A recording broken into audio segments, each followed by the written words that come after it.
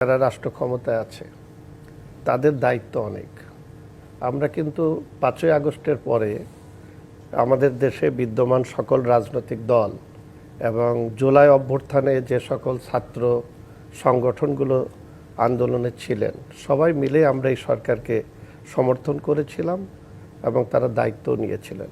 তো আপনি যখন বিদ্যমান সংসদের সংবিধানের অধীনে আপনি দায়িত্ব নিয়েছেন, দায়িত্ব নেওয়ার পর আপনার পরিধি কি, কাজের পরিধি কি, আপনার প্রধান দায়িত্বটা কি, সেটা আপনাকে আগে আইডেন্টিফাই করতে হবে। আপনি প্রথমে বললেন যে আমরা অবাধ সুষ্ঠু নিরপেক্ষ নির্বাচনের জন্য আমার কিছু রাষ্ট্রের সংস্কার দরকার। এটা একটা জন আকাঙ্ক্ষা গড়ে উঠল, আমরা রাজনৈতিক দলগুলো সমর্থন করতে পারছে না। যেমন এই ছাত্রদের মধ্য থেকে যেমন সরকারে আছে, আবার সরকার প্রধান বললেন যে ছাত্ররাই আমাকে নিয়োগ দিয়েছে। তাহলে এই যে প্রধান হচ্ছে যে এই সরকারের কাজ, আমরা বললাম যে অবাধ সুষ্ঠু নিরপেক্ষ নির্বাচনের জন্যে যৌক্তিক যে সংস্কার দরকার সেটা করে একটা নির্বাচনের রোডম্যাপ দেন। কিন্তু সরকার প্রধান তিনি একটা কথা বলছেন, তার প্রেস সেক্রেটারি আরেকটা কথা বলছে, আবার তার উপদেষ্টারাও এক এক সময় এক একটা কথা বলছে।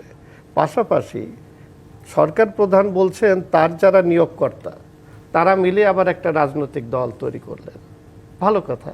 এবং তারা বলছে যে না, শেখ হাসিনার বিচার এবং আওয়ামী লীগকে নিষিদ্ধ না করা পর্যন্ত নির্বাচন হবে না। তাহলে যদি শেখ হাসিনার বিচার কিভাবে করবে, সেখানে সরকারের মধ্য থেকেও তৈরি করা হচ্ছে, আবার যারা এই সরকারের নিয়োগকর্তা বলে তারা মনে করেন তারাও এক একজন এক এক রকম কথা বলছে। আপনি যদি দেখেন নতুন রাজনৈতিক দল তারা কিন্তু একটা গুরুত্বপূর্ণ অর্গান রাষ্ট্রের মধ্যে হয়ে গেছে, কারণ এই জুলাই অভ্যুত্থানের নেতৃত্ব আছে। তারা সকালে একজন এক কথা বলছে, দুপুরে আরেকজন, বিকেলে আবার তারা তার কাউন্টার পার্ট হিসাবে আরেক কথা বলছে। তো এই যে অস্থির যে কথাবার্তা, সেগুলো নিয়ে জনগণের মধ্যে যেমন একটা ভুল বোঝাবুঝি তৈরি হচ্ছে, এবং সেই জায়গায় সবচেয়ে বড় যে ব্যাপারটা এই অস্থিরতার একটা মূল কারণ দাঁড়িয়েছে কয়েকদিন ধরে, সেটা হচ্ছে সেনা প্রধানকে নিয়ে। এখন কিন্তু আবার অনেকেই সরকার যেই প্রসেসের মধ্য দিয়ে আপনার তথ্যকে ওপেন করে দিচ্ছে, যে ডিসইনফরমেশন মিসইনফরমেশনের যে ওয়েস্টার্ন এক্সপিরিয়েন্স, সেটা হচ্ছে যে আপনি মোর ট্রান্সপারেন্ট হবেন, আপনি মোর অ্যাকাউন্টেবল হবেন, আপনি মোর সরকারের সকল তথ্যকে জাতির সামনে প্রকাশ করে দেবেন। আপনি যত বেশি সত্যবাদী হবেন এবং সব প্রকাশ করে দেবেন, তত বেশি দেখবেন আপনার রিউমার এবং এই গুজবের মেশিনারিগুলো দুর্বল হয়ে যাবে। এইটা যদি করতে পারেন, এবং সরকার সেটা করছে সাধ্যমতো। এর বাইরে দেখেন যে আপনার সরকার কিছু গুরুত্বপূর্ণ সিদ্ধান্ত নিয়েছে, সেটা হচ্ছে দেখেন ইলন মাস্কের সাথে চুক্তি করেছে, টেম্পোরারিলি আপনার শুরু করতেছে 9 এপ্রিল থেকে স্টারলিংকের যে সার্ভিস সেটা। দ্বিতীয়ত যেটা করেছে, জাতিসংঘের মহাসচিব যখন এসছে তখন কিন্তু প্রফেসর ইউনূস তার কাছে এটার ব্যাপারে সাহায্য চেয়েছে। এবং মিসইনফরমেশনের ক্যাম্পেইন ছিল, যে কারণে হয়তো আপনার মনে আছে যে ব্রিটিশ পার্লামেন্টে কিন্তু অন্তর্বর্তীকালীন সরকারের ব্যাপারে সেপ্টেম্বর অক্টোবর একটা রিপোর্ট, ডিবেট, সরকারের বিপক্ষে হাসিনার পক্ষে টক্ষে এগুলো নিয়ে অনেক কথা হয়েছে। আমেরিকাতে ওয়াশিংটনে একই অবস্থা হয়েছে, ব্রাসেলসে হয়েছে। পরবর্তীতে যেটা দেখা গেল, it was absolutely pack of lies orchestrated by the Delhi machinery. তো আমার কাছে যেটা মনে হয়েছে যে এটাই বেস্ট অপশন। আপনি আরও বেশি খোলামেলা হবেন, আপনি আরও বেশি ট্রান্সপারেন্ট হবেন, আপনি আরও বেশি সত্যকে প্রচার করে এডুকেশন সিস্টেমের ভিতরে এই ডিসইনফরমেশন মিসইনফরমেশনের কনসিয়াসনেস ট্রেনিং ওয়ার্কশপগুলো বেশি বেশি করা দরকার।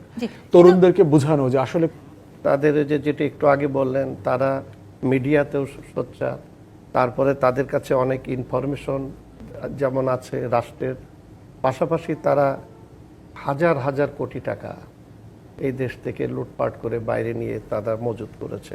তারা জানে যে এরকম একটা পরিস্থিতি হলে এই অর্থ তাদের কাজে লাগবে। তো যাই হোক, এটা তো তারা করবে, তাদের কাছে প্রচুর অর্থ আছে, তারা রাষ্ট্র ক্ষমতায় ছিল নানাভাবে।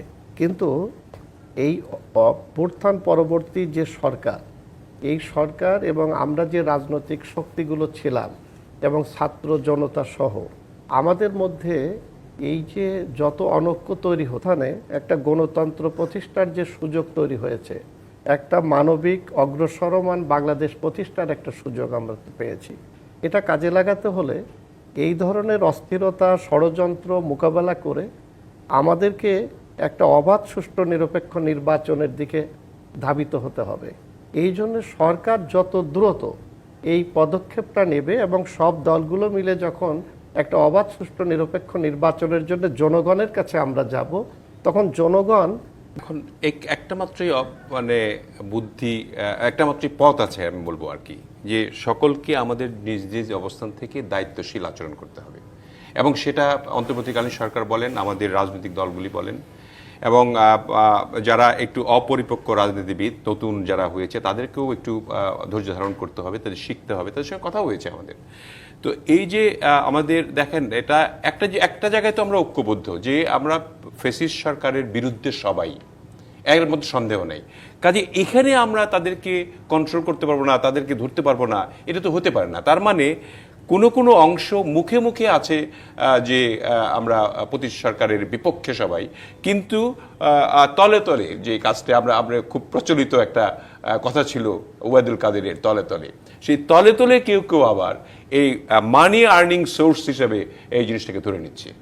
মানে কেউ কেউ যারা করছে তারা আপনারা সবাই অবগত এবং দেশবাসী সবাই জানে।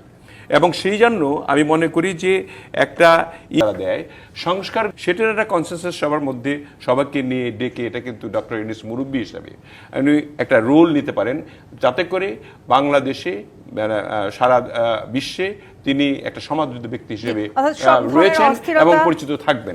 সকল ধরনের অস্থিরতা প্রতিষ্ঠার যে সুযোগ তৈরি হয়েছে, একটা মানবিক অগ্রসরমান বাংলাদেশ প্রতিষ্ঠার একটা সুযোগ আমরা পেয়েছি।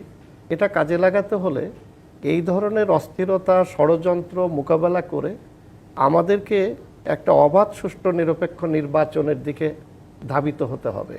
এই জন্য সরকার যত দ্রুত এই পদক্ষেপটা নেবে এবং সব দলগুলো মিলে যখন একটা অবাধ সুষ্ঠু নিরপেক্ষ নির্বাচনের জন্য জনগণের কাছে আমরা যাব, তখন জনগণ এখন একটা মাত্রই মানে বুদ্ধি, একটা মাত্রই পথ আছে আমি বলবো আর কি, যে সকলকে আমাদের নিজ নিজ অবস্থান থেকে দায়িত্বশীল আচরণ করতে হবে।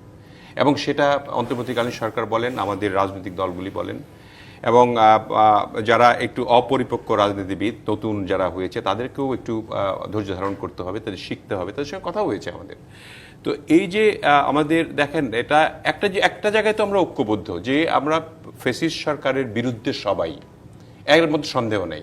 কাজে এখানে আমরা তাদেরকে কন্ট্রোল করতে পারবো না, তাদেরকে ধরতে পারবো না, এটা তো হতে পারে না। তার মানে কোনো অংশ মুখে মুখে আছে যে আমরা প্রতি সরকারের বিপক্ষে সবাই, কিন্তু তলে তলে যে কাজটা আমরা খুব প্রচলিত একটা কথা ছিল ওবায়দুল কাদেরের, তলে তলে, সেই তলে তলে কেউ কেউ আবার এই মানি আর্নিং সোর্স হিসেবে এই জিনিসটাকে ধরে নিচ্ছে। মানে কেউ কেউ যারা করছে তারা আপনারা সবাই অবগত এবং দেশবাসী সবাই জানে।